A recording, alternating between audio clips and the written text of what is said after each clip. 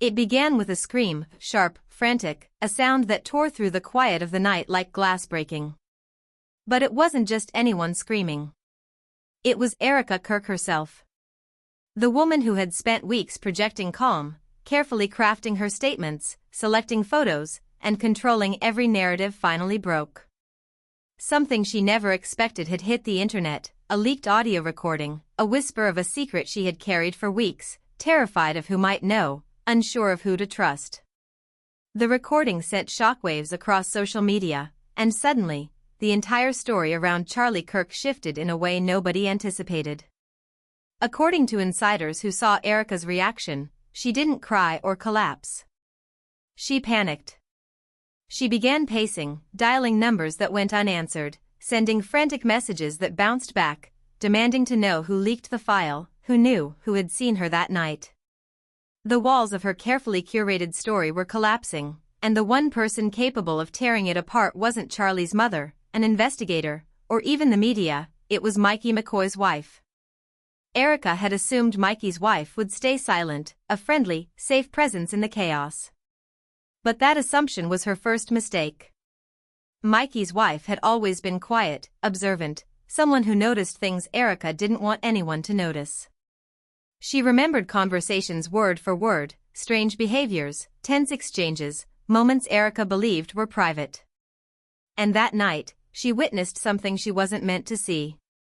A conversation, a decision, a small but crucial detail that shifted everything. For weeks, Erika had tried to keep her panic invisible. She crafted public statements, rehearsed her voice for videos, smiled for the cameras. But Mikey's wife knew the truth, she had seen Erika's desperation firsthand. And tonight, just 32 seconds of audio would change everything. It was only a fragment, the beginning of a much larger revelation. The tension didn't start with the leak. It had been building for weeks. Charlie Kirk had been distant, restless, suspicious. Friends said he confronted Erika multiple times about someone she had been hiding, someone she had been messaging, someone he didn't trust. Mikey had noticed it too, telling friends that Charlie seemed exhausted from trying to protect someone who wasn't being honest. Marital tensions were expected, but this was different, too sharp, too constant, too intense. Then came the war. Charlie had discovered something, maybe a message, a call, or a document, but whatever it was, it terrified Erika. Insiders later revealed that Erika had confided to a friend that he had uncovered something he wasn't supposed to know. In the days leading up to the incident, Erika became paranoid, checking over her shoulder, obsessively monitoring her phone, whispering into the bathroom phone. She was afraid, and Charlie had unknowingly walked straight into it. Mikey's wife, acting as a silent observer, became an unwilling witness. She saw Erika on the phone, talking to someone she later called the one controlling everything. Urgent, panicked, threatening. Erika's words were chilling. "No, I didn't tell him. I swear he doesn't know it was you." Those 10 words would ignite a chain reaction that changed everything. Who was Erika protecting, and why did she fear being found out? In the following days, Erika spiraled. She snapped at staff, paced during meetings, canceled appearances at the last minute, deleted entire conversations. Other people in her circle reacted strangely, some avoided her, others spoke in coded language, one even warned Mikey's wife to stop asking questions. The atmosphere thickened, heavy with tension and fear. Then came the night of the incident. Mikey's wife saw Erika leave a room she shouldn't have been in, overheard raised voices, and recognized a name Erika had previously mentioned in whispers. Erika wasn't shocked, she was terrified. Terrified of what the truth could reveal. Terrified of what she could no longer control. And for the first time, Mikey's wife realized the weight of the secret she held. When the leaked audio hit, Erika's world collapsed. Her phone rang constantly. Group chats blew up. Former defenders distanced themselves as if her name carried poison. But the 32-second clip was only the start. Mikey's wife had been patient, watching Erika spin increasingly desperate narratives.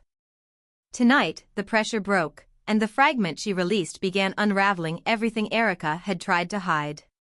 The real chaos began minutes after the leak.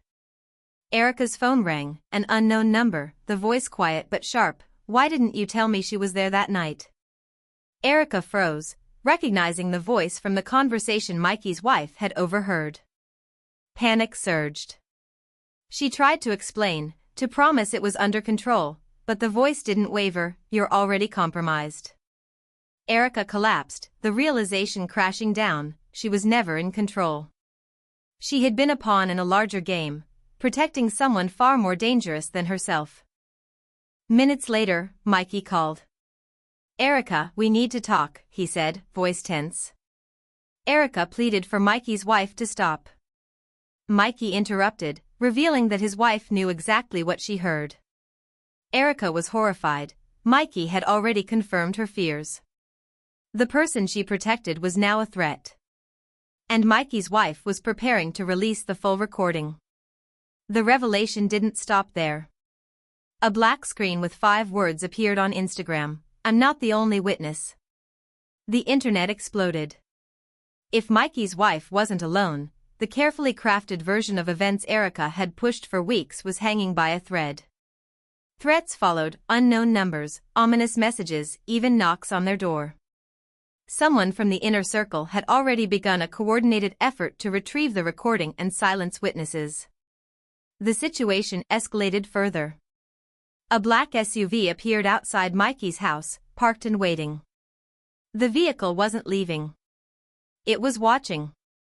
Then footsteps. Shadows moved across the yard. Someone from the Kirk circle, previously loyal to Erika, had been sent to retrieve the evidence. Mikey realized they weren't dealing with one person, they were facing a network, a machine operating in the shadows long before the incident, hunting anyone who knew the truth. Erika, meanwhile, was spiraling alone. Her phone glowed with a single message: "You're compromised." The words confirmed her worst fears. The person she had protected, the one she had risked everything to shield, had now turned against her. And thanks to Mikey's wife, that secret was about to go public. 32 seconds had nearly destroyed her.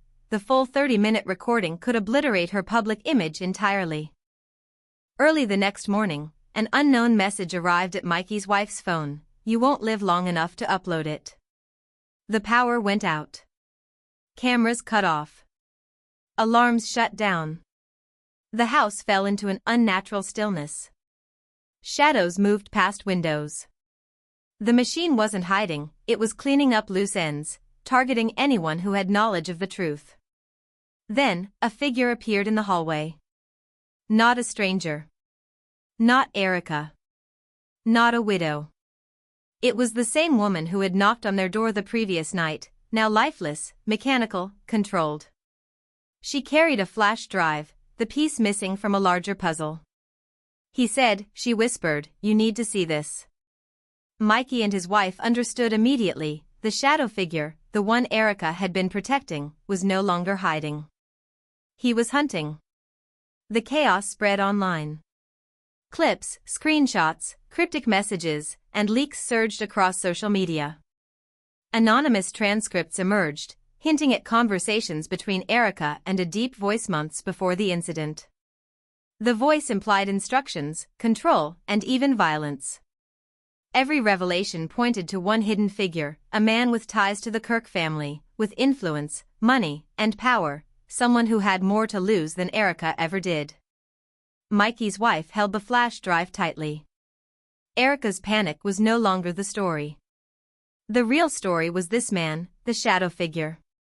He had manipulated, controlled, and silenced, and now he had revealed himself to his targets. The backyard was still damp with morning dew as Mikey and his wife disappeared into the darkness, the flash drive containing evidence powerful enough to unravel an entire inner circle empire. And the truth was simple yet terrifying: Erika didn't panic because of guilt. She panicked because of fear, fear of the person she had been protecting.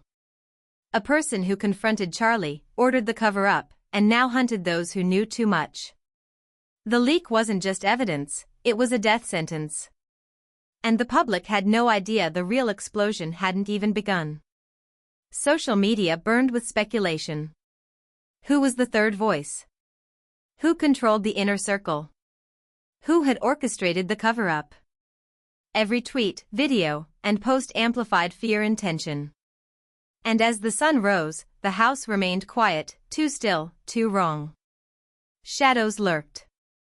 Every creak, every flicker of light reminded them, the machine was here, and the person Erika had protected was no longer in the shadows. The story was accelerating, heading towards something far darker than the internet drama. The flash drive Mikey's wife held contained a conversation that could expose a name, a confession, and the true puppet master behind the night Charlie died. And the manhunt had begun. The pursuit was no longer digital, it was physical, immediate, and deadly. This wasn't just a scandal. It wasn't merely a cover-up. This was power, control, and survival playing out in real time. And while the world waited for answers, Erika's carefully constructed world had collapsed completely. Every secret she had protected, every lie she had told, every attempt to shield someone had only drawn her closer to danger. The stakes were clear. The shadow figure was no longer hiding. He was hunting. And the flash drive in Mikey's wife's hands was the key to everything. It could reveal the true power behind the cover-up, the person Erika had been protecting, and the conspiracy that had been operating in secret for months. And now, as they disappeared into the night, the world waited, breathless, for the next move. Because the story wasn't ending, it was only beginning. The leak, the threats, the flash drive, they were all part of a larger GA.